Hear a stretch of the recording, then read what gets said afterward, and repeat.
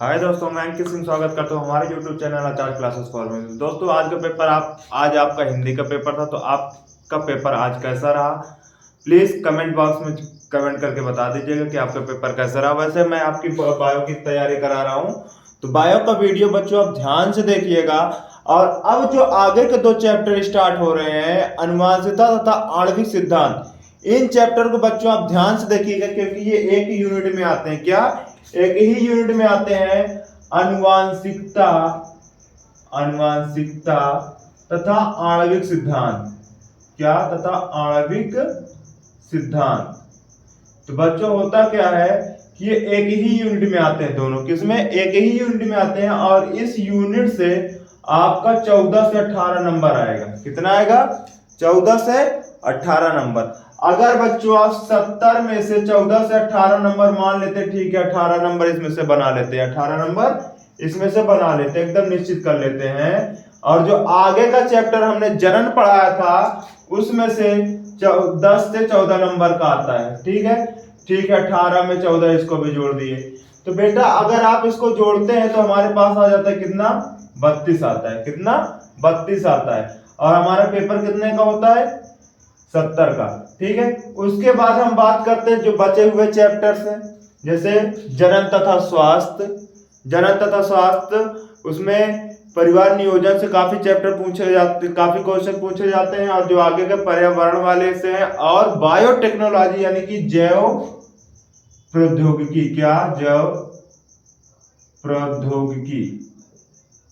ठीक है, इस चैप्टर का अगर इन चैप्टरों को बच्चों हम ध्यान से पढ़ लेंगे, तो इन चैप्टरों की सहायता से हम लगभग 50 नंबर पा सकते हैं आसानी से। केवल आपको 5 से 6 चैप्टर पढ़ना है, और 5 से 6 चैप्टर में आप 50 नंबर स्कोर कर सकते हैं आसानी से। ठीक है, तो चलिए आज का सेशन शुरू करते हैं। बच्चों आज हम स्टार्ट कर रहे हैं अनुवांशिकता। क्या स्टार्ट कर रहे हैं?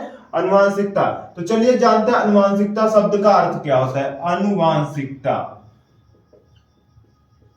अनुवांशिकता। ठीक है, अनु का मतलब अगर इनको 2 भागों में बांटेंगे बच्चों, तो ये 2 भागों में बांटेंगे कैसे? एक होगा अनु, क्या होगा? एक होगा अनु, एक होगा वांशिक। ठीक है, अगर इनको हम अलग अलग भागों में विभाजित कर देंगे तो एक हो जाएगा अनु, एक हो जाएगा वांशिक। अनु का मतलब होता है आगे। क्या होता है? आगे, यानी कि अग्र।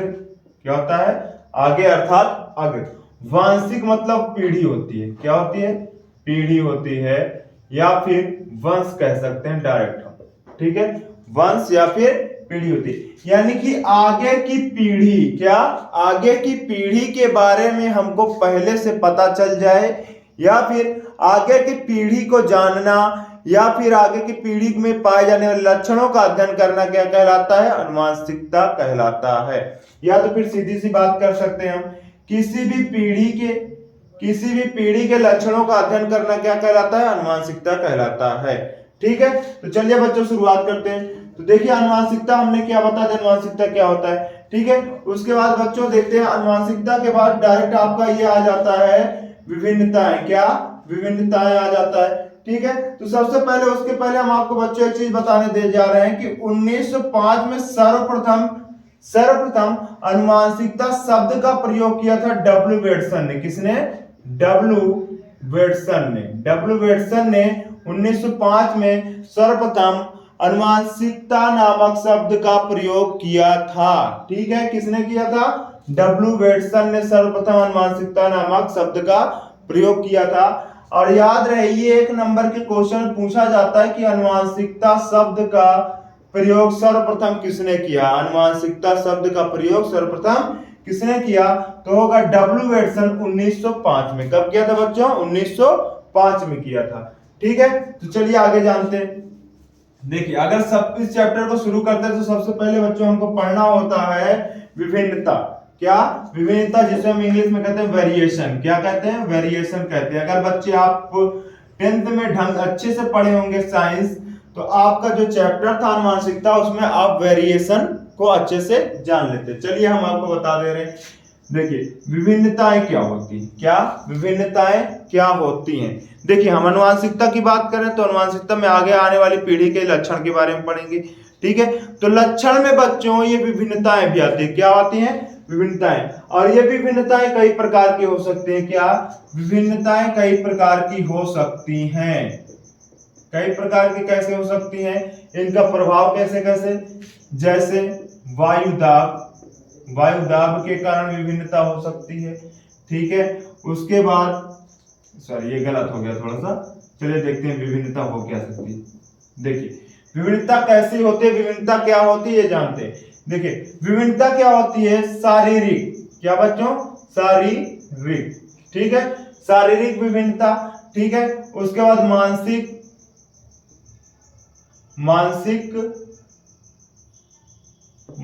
विभिन्नता, मानसिक विभिन्नता तथा व्यवहारिक विभिन्नता ही विभिन्नता कहलाती है। ठीक है, ये क्या कहलाती है? विभिन्नता। अब बच्चों ये विभिन्नता आखिर अगर कोई शब्द पूछ लिया जाए कि विभिन्नता है क्या, क्या विभिन्नता है क्या, तो हम क्या लिखेंगे? चलिए देखते हैं।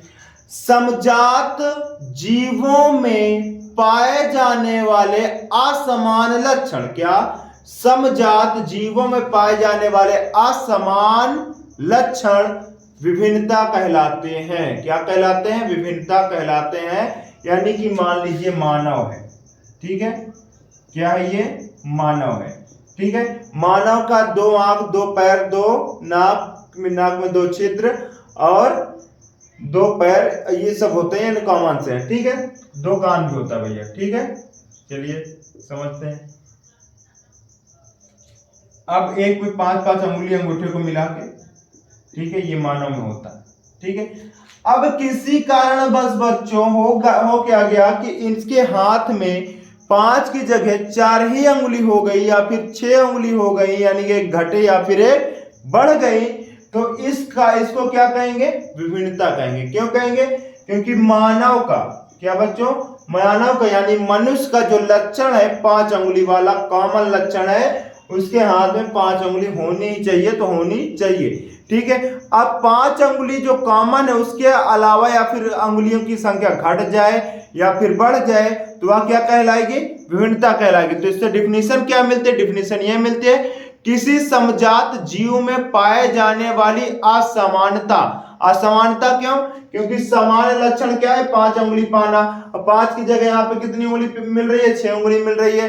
तो जब समान ना होकर असमान हो जाए, वही क्या कहलाती है? विभिन्नता कहलाती है। ठीक है बच्चों, चलिए फिर इस विभिन्नता के बारे में थोड़ा सा जानते हैं कि विभिन्नताएं कितने प्रकार की होती हैं। ठीक है, विभिन्नताएं कितने प्रकार की होती हैं, तो चलिए देखते हैं। सर्वप्रथम होती है बच्चों जननिक विभिन्नता। क्या?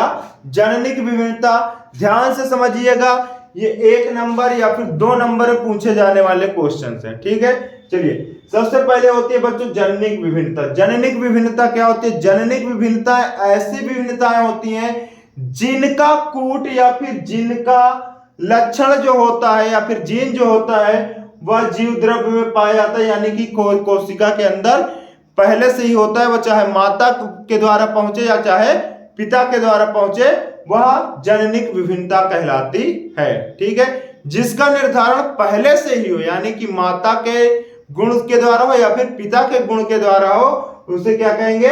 जननिक विभिन्नता कहेंगे। ठीक है, यह हो जाता है आंख तथा नेत्रों का रंग, आंख का रंग हो जाता है। ठीक है, ये देखिए दूसरी हो जाए उपार्जित। क्या? उपार्जित विभिन्नता। उपार्जित विभिन्नताएं बच्चों ऐसी विभिन्नताएं होती हैं जो कुछ समय के लिए हो। क्या? जो इनसे अनुवांशिकता यानी कि जीव द्रव्य से, यानी कि उनके ऊपर से जो कूट होता है उससे कोई ताल्लुकात नहीं होता है, यानी कि यह अनुवांशिकी नहीं होती है, उसका जीव द्रव्य से कोई मतलब नहीं होता है, वह कहलाती है उपार्जित विभिन्नताएं। और इसका उदाहरण होता है बच्चों त्वचा का रंग। क्या? त्वचा का रंग। क्यों? क्योंकि त्वचा का रंग हमारा, मान लीजिए अगर हम गोरे हैं तो ज्यादा टेम्परेचर वाली जगह पे जाएंगे बच्चों, तो हमारा रंग क्या हो जाएगा? सांवला पड़ जाएगा ऑटोमेटिक, अपने आप। ठीक है, तो इसलिए किसके अंतर्गत आएगी? या उपार्जित विभिन्नता के अंतर्गत आएगी। ठीक है, उसके बाद आती है विच्छिन्न विभिन्नता। क्या आती है बच्चों? विच्छिन्न विभिन्नता। ठीक है, विच्छिन्न विभिन्नता ऐसी विभिन्नता जो कि कुछ समय के लिए हो। क्या? कुछ समय के लिए हो, उसे क्या कहेंगे बच्चों? विच्छिन्न विभिन्नता कहेंगे। ठीक है, विच्छिन्न विभिन्नता कहेंगे। क्या कहेंगे बच्चों? विच्छिन्न विभिन्नता कहेंगे। चलिए विच्छिन्न विभिन्नता ध्यान से समझते हैं, देखिए ये इंपॉर्टेंट भी है। ठीक है, विच्छिन्न विभिन्नता यानी कि किसी शरीर में आकस्मिक, अगर चलिए हम बात करते हैं एक जीव की बात करते हैं। ठीक है, किसी जीव के युग्म निषेचन के पश्चात होता क्या है कि उसमें भ्रूण का निर्माण होता है। भ्रूण के निर्माण के पश्चात उसके जो अंग, भ्रूण के निर्माण में उसके शरीर के सभी अंग बनते हैं। ठीक है, ये निहित है। तो आप जरा ये बताइए, अगर बेटा ये हमारे पास एक कोशिका है, क्या है ये? कोशिका है। कोशिका में अगर अर्धसूत्री विभाजन होगा, क्या? अर्धसूत्रीय विभाजन। क्या हो रहा है? अर्धसूत्रीय विभाजन हो रहा है, तभी हम मानेंगे कि अर्धसूत्रीय विभाजन से किसका निर्माण होता है? युग्मक का निर्माण। अब मान लेते हैं युग्मक निर्माण के समय ये क्या हुआ? केंद्रक दो भागों में बढ़ गया। क्या हो गया? केंद्रक दो भागों में बढ़ गया। अब जब बच्चों केंद्रक दो भागों में बढ़ जाएगा तो ये कोशिका भी दो भागों में बढ़ जाती है। कितने भागों में बढ़ जाती है कोशिका?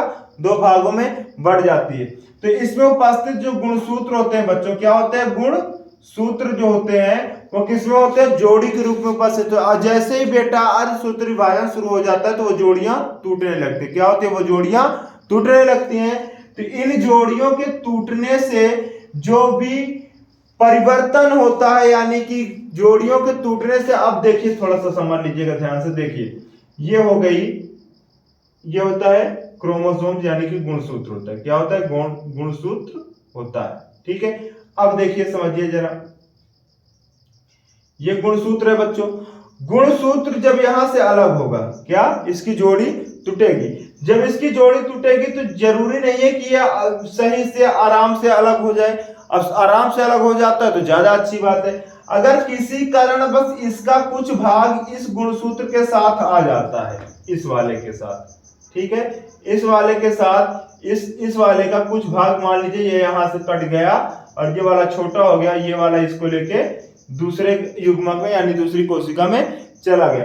अगर इस कोशिका के साथ यानी कि इस युग्मक के साथ निषेचन की क्रिया संपन्न हो जाएगी तो आप ये देखेंगे कि इस गुणसूत्र में कुछ ज्यादा इंफॉर्मेशन है। क्या?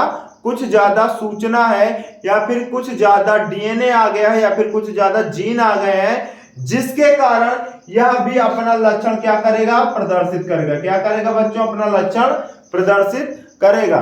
और जब ये प्रभावी जीन होगा तो जाहिर सी बात है अपना लक्षण प्रदर्शित करेगा। और जब बच्चों ये अपना लक्षण प्रदर्शित करेगा तो उसके परिणाम हमको लक्षण प्रारूप में देखने को मिलेंगे, यानी भौतिक रूप से देखने को मिलेंगे।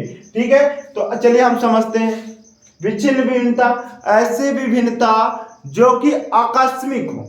आकस्मिक यानी कि किसी भी समय हो जाए, उनका पीढ़ी दर पीढ़ी होने से कोई प्रभाव नहीं पड़ता, यानी पीढ़ी में उनका कोई प्रभाव नहीं पड़ता। ये नहीं कि इस पीढ़ी में तो अगली पीढ़ी में भी होंगी, ऐसा कुछ नहीं है।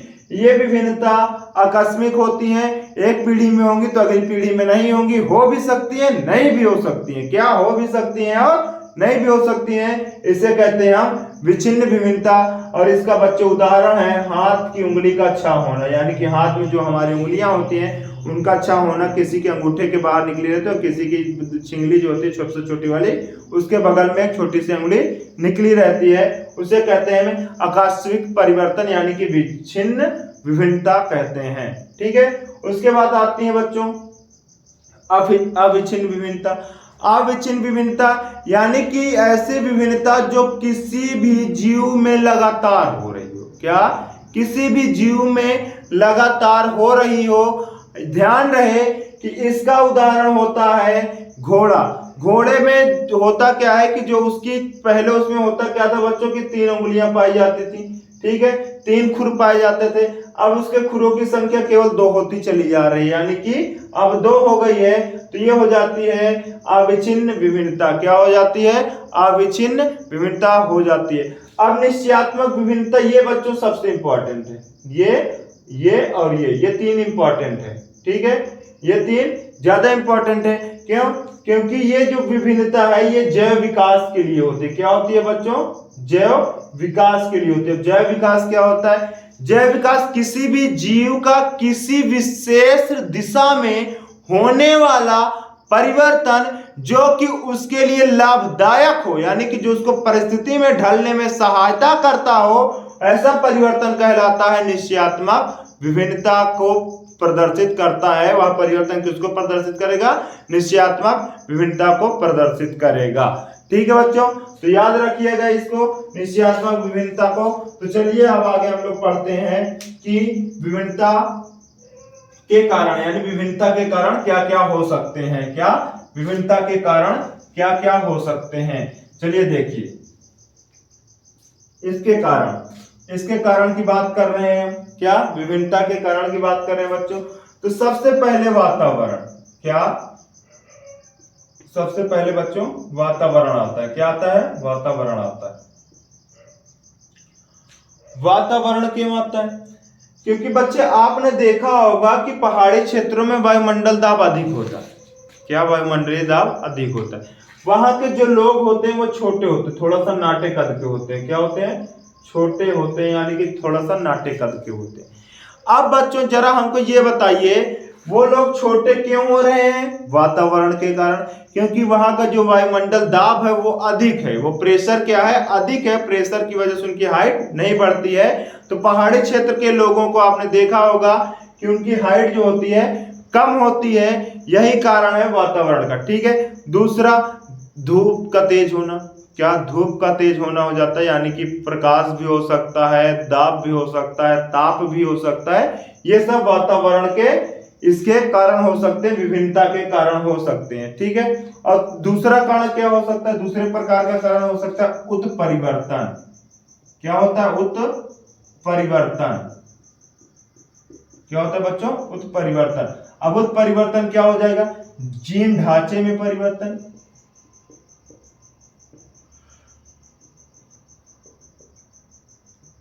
क्या होगा बच्चों? जीन ढांचे में परिवर्तन। ठीक है। देखिए, उत्परिवर्तन होता क्या है?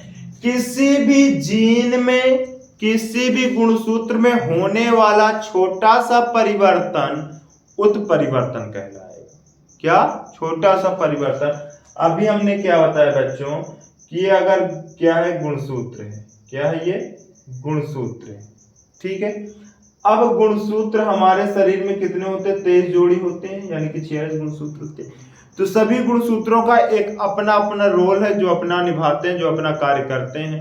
ठीक है। अगर हम ये कहें कि ये जो जीन, ये जो गुणसूत्र का जोड़ा है बच्चों, यह हमारे हाथों का निर्माण करेगा। क्या करेगा? हमारे हाथों का निर्माण करेगा। ठीक है। तो अगर हम क्या माने कि ये हमारे हाथों का निर्माण कर रहा है, ठीक है, ये हमारे हाथों का निर्माण कर रहा है, तो अब हम ये कह रहे हैं कि हाथों के निर्माण करने के पश्चात हो क्या रहा है इसमें कि इसका जो कूट था, यानी कि जब युग्मक निर्माण हुआ था इसका, तो उसमें थोड़ा सा परिवर्तन हो गया। तो परिवर्तन क्या हो गया था कि ये वाला इधर चला गया था और ये वाला इधर आ गया था, या फिर ये वाला इधर चला आया, ये वाला इधर चला आया, और थोड़ा सा अपना पहचान छोड़ दिया। सॉरी। ठीक बच्चों, अपनी पहचान थोड़ी सी छोड़ दिया है। तो होता क्या है कि इसमें छोटा सा परिवर्तन, जैसे अगर हमारे पास बच्चों डीएनए है, तो डीएनए के न्यूक्लियोटाइड जो होते हैं, न्यूक्लियोटाइड का जो स्पेस होगा, यानी कि जो उसमें क्षार होंगे, उनका स्थान परिवर्तित कर जाए, तो वह क्या कहलाएगा? उत्परिवर्तन कहलाएगा। क्या कहलाएगा? उत्परिवर्तन। ठीक है। तो छोटा सा होने वाला छोटा सा परिवर्तन क्या कहलाता है? उत्परिवर्तन कहलाता है। जीन ढांचे में परिवर्तन।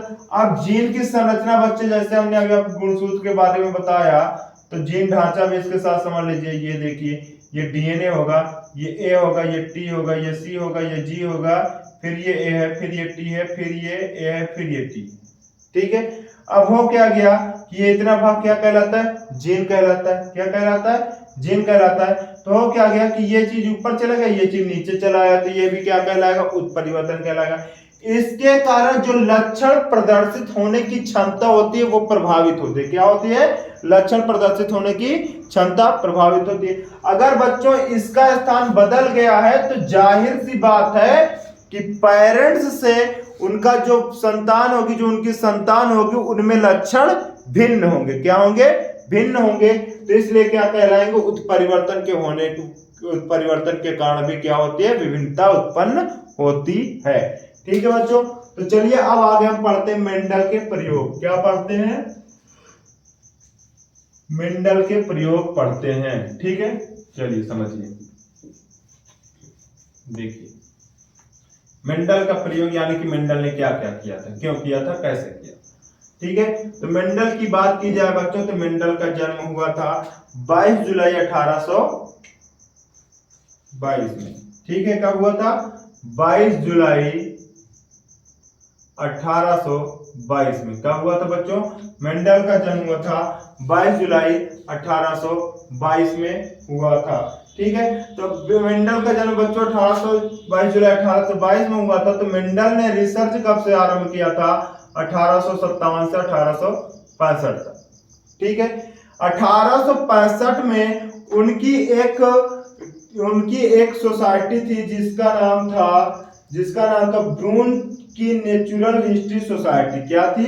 ब्रून की नेचुरल हिस्ट्री सोसाइटी। ब्रून की नेचुरल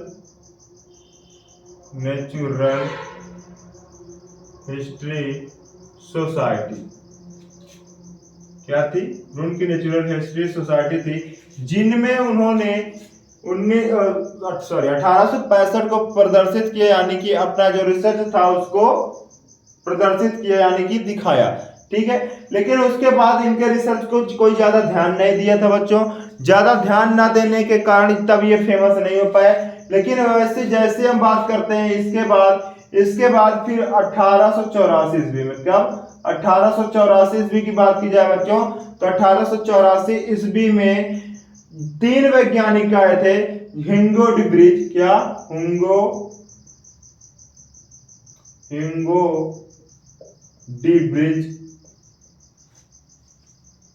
हिंगो डिब्रिज। ठीक है, और कार्ल कॉरेंस। क्या? कार्ल कॉरेंस तथा सैरमक नामक 3 वैज्ञानिक आए। ठीक है, इन 3 वैज्ञानिकों ने क्या किया बच्चों? इन 3 वैज्ञानिकों ने मेंडल के नियम को फिर से पढ़ा।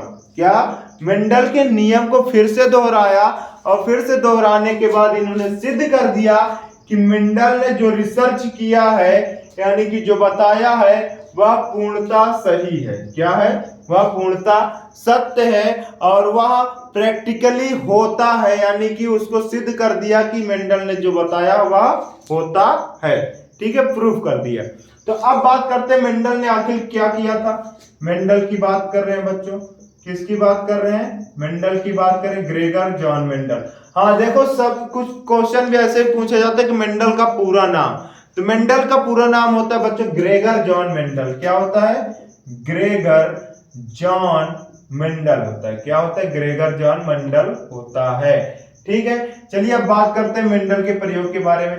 तो मेंडल ने सबसे पहले संकरण किया था। क्या किया था? संकरण। तो अब हम जानते हैं संकरण क्या होता है, यानी कि क्रॉस। ठीक है, 2 विपरीत लक्षण वाले पौधों में या फिर जीवों में, 2 विपरीत लक्षण वाले पौधों या जीवों में उनके युग्मकों का संयोजन कराना। क्या? उनके युग्मकों का संयोजन कराना क्या कहलाता है? संकरण कहलाता है। 2 विपरीत लक्षणों वाले पौधे या जीव के युग्मकों का संयोजन कराना कहलाता है संकरण, कृत्रिम संयोजन कहलाता। ठीक है, चलिए देखते हैं। उसके बाद बच्चों कहते हैं इन्होंने क्या क्या किया था संकरण में। इन्होंने एक संकरण किया था। क्या किया था? एक संकरण किया था, और द्विसंकरण किया था। क्या किया था बच्चों? द्विसंकरण किया था, और त्रिसंकरण किया था। क्या किया था? एक संकरण, द्विसंकरण और त्रिसंकरण किया था। ठीक है, एक संकरण में उन्होंने क्या क्या लिया था? एक संकरण में उन्होंने बच्चों 2 विपरीत लक्षण लिए थे। कौन से? आकार का, पौधे का आकार। कौन सा लक्षण था? पौधे का आकार। क्या था? पौधे का आकार। अगर पौधे की आकार की बात की जाए बच्चों तो पौधे का आकार में हम जो लंबा पौधा होता है उसे कैपिटल टी से दर्शाता है, जो छोटा पौधा होता है उसे स्मॉल टी से, यानी कि जो बौना होता है उसे स्मॉल टी से प्रदर्शित करते हैं। अब बात करते हैं कि इनमें क्रॉस कैसे होगा। क्रॉस से पहले बेटा आप इसको जरा ढंग से समझिए। ठीक है,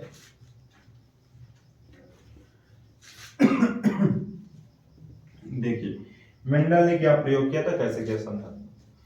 ये कोई पुष्प था बच्चों, क्या था ये, कोई पुष्प था, ठीक है, ये उसकी पंखुड़ियां थी, ठीक है, एक पुष्प यहाँ भी था, ठीक है, ध्यान से समझिएगा, समझ में आ जाएगा, ठीक है।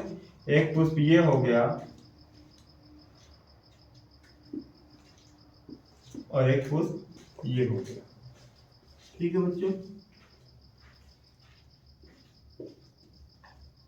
एक ये पुष्प हो गया और एक ये, ठीक है। ध्यान से देखिए, मेंडल ने क्या कहा था कि दोनों एक ही जाति के पुष्प लिए, मेंडल ने दोनों एक ही जाति के पुष्प लिए। पुष्प लेने के पश्चात बच्चों उन्होंने किया क्या, पुष्प लेने के पश्चात बच्चों उन्होंने एक पुष्प का ये जो पुंकेसर वाला भाग होता है, पुमंग वाला भाग होता है, जैसे पुष्प परिपक्व हो जाता है, क्या, जैसे पुष्प परिपक्व हो जाता है तो वो करते क्या है कि ये पुंकेसर वाला जो पुमंग वाला भाग होता है उसको यहाँ से काट लेते हैं, क्या करते हैं, उसको यहाँ से काट लेते हैं, और ये काटने की क्रिया कहलाती है क्या कहलाते हैं, विपुंसन कहलाती है, क्या कहलाती है, विपुंसन कहलाती है, क्या कहलाती है बच्चों, विपुंसन कहलाती है। यानी कि मेंडल मेंडल ने क्या किया था, दो बागानी पौधे लिए थे मटर के, ठीक है, एक पौधा बौना था, एक पौधा लंबा था, ठीक है। फिर उसके पुष्प का क्या भाग किया बेटा, उसके पुष्प के दो भाग थे, मादा और नर, ठीक है। तो नर वाले भाग यानी कि जो पुंकेसर था उसको उन्होंने कैंची से अलग किया, और कैंची से काटने की क्रिया यानी कि पराग कोष को अलग करने या फिर पुमंग को पुष्प से अलग करने की क्रिया क्या कहलाई, विपुंसन कहलाई, क्या कहलाई, विपुंसन कहलाई। इन्होंने इस पौधे को काटा, अगर हम ये कह दें कि ये स्मॉल वाला पौधा था और ये लंबा वाला पौधे का पुष्प था, ये लंबे वाले पौधे का पुष्प था और ये स्मॉल वाले पौधे का पुष्प था, ठीक है, ये स्मॉल वाले पौधे का पुष्प था, ठीक है। तो मेंडल ने क्या किया था बच्चों, मेंडल ने स्मॉल वाले पौधे के पुष्प का जो पुमंग वाला भाग था यानी कि तंतु तथा परागकोश था उसको कैंची से काटकर अलग किया, और अलग करने के पश्चात इसको लेकर आए और यहाँ पे इसके वर्तिकाग्र पर ऐसे थोड़ा सा ऐसे से क्या कर दिए, ऐसे से छुआ दिए, यानी कि रख दिए और उसे घर्षण करा दिए। तो घर्षण होने पे हुआ क्या कि ये जो इसमें उपस्थित परागकण था बच्चों वह किसके आ गया, इसके वर्तिकाग्र पे आ गया, किसके, बड़े पौधे वाले के पुष्प के वर्तिकाग्र पे आ जाएगा इसका परागकण। और ध्यान रहे पुष्प का कोई भी अंग, चाहे वो मादा अंग हो चाहे नर अंग हो, उसको पुष्प से अलग करने की क्रिया क्या कहलाती है, विपुंसन कहलाती है। ये क्वेश्चन कई बार पूछा गया कि विपुंसन क्या होता है, विपुंसन से आप क्या समझते हैं, ठीक है। तो जैसे इसको इन्होंने काट कर, और ध्यान रहे बेटा इसको भी उन्होंने काट कर हटा दिया था, क्यों, क्योंकि इसमें स्वपरागण की क्रिया ना हो पाए, क्या ना हो पाए, स्वपरागण की क्रिया ना हो पाए, स्वपरागण की क्रिया ना हो पाए, इसलिए इन्होंने इसको अलग कर दिया था और पर परागण कराया था, वो भी कृत्रिम पर परागण, क्या कराया था, कृत्रिम पर परागण कराया था, क्या कराया था बच्चों, कृत्रिम पर परागण कराया था। तो कई बार क्वेश्चन पूछा गया है कि कृत्रिम पर परागण क्या होता है, समझाइए, क्या कृत्रिम पर परागण क्या होता है समझाइए। तो आप क्या करेंगे कि दो विपरीत लक्षण वाले पुष्प लेंगे या फिर दो विपरीत लक्षण वाले पौधे लेंगे। जैसे मेंडल ने लिया था एक लंबे तने वाले पौधे का और एक बौने तने वाले पौधे का पुष्प लिया था, जिसमें उन्होंने दोनों के पुंकेसरों को अलग किया और एक के पुंकेसर को दूसरे वाले पुष्प पुष्प की वर्तिकाग्र पर जाकर घर्षण की क्रिया कराई, जिससे कि इसमें उपस्थित परागकण वर्तिकाग्र पर आ जाएंगे और वर्तिकाग्र पर आने के पश्चात वो अंकुरण की क्रिया दर्शाएंगे, और अंकुरण की क्रिया दर्शाने के पश्चात जैसे परागनली बीजांड द्वार पर पहुंचेगी और बीजांड के अंदर प्रवेश करके निषेचन की क्रिया संपन्न होगी। इस प्रकार इस पौधे का यानी कि इस पुष्प का लक्षण भी इसके अंदर प्रवेश कर जाएगा, और जैसे इसमें प्रवेश करेगा बच्चों तो अगर वह लक्षण प्रभावी हुआ तो वह अपना अस्तित्व बनाएगा, यानी कि अपना भौतिक रूप दिखाएगा, वही कहलाएगा लक्षण प्ररूप। क्या कहलाएगा, लक्षण प्ररूप कहलाएगा। तो मेंडल ने क्या किया था बच्चों, हमने आपको बता दिया है कि मेंडल ने विपरीत लक्षणों के जो विपरीत लक्षण थे उनमें क्रॉस करा यानी संकरण कराया था। संकरण कराने के पश्चात उन्होंने बताया था कि इसमें संकरण कराने से हमें कौन सी पीढ़ी मिलेगी, यानी कि हमें कौन सा जीन मिलेगा। ठीक है, तो चलिए अब हम बात करते हैं क्या करा था, कृत्रिम पर परागण कराया था। क्या करा था बच्चों, कृत्रिम पर परागण कराया था, याद रहेगा ये।